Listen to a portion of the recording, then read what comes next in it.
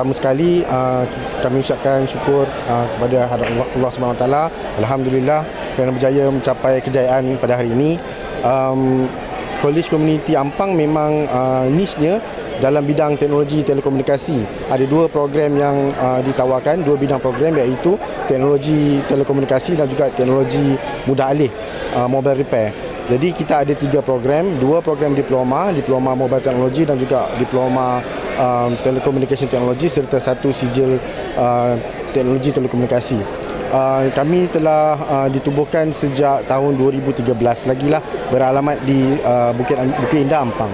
Kita sebenarnya waktu ni adalah waktu yang paling sesuai untuk bidang teknologi telekomunikasi dan juga teknologi mudah alih kerana selaras dengan aspirasi negara dan juga hasrat negara, kita bergerak ke arah teknologi telekomunikasi dan kita berharap lebih ramai lagi anak-anak muda dapat menyertai kita di College Community Ampang lah dalam bidang teknologi telekomunikasi dan teknologi mudah alih. Dalam bidang ini kali pertama dan sejujurnya kita tak ada menyimpan apa-apa harapan lah. Macam Adik Irfan sebut tadi, kita punya strategi study je. Kita buat banyak-banyak latihan dan jangan fikir pasal orang lain, jangan fikir pasal apa-apa lain. Kita study dan jika benda tu kita minat, kita terus fokus dan kita buat sebaik yang boleh lah. Begitu saja, itu sajalah strategi kami.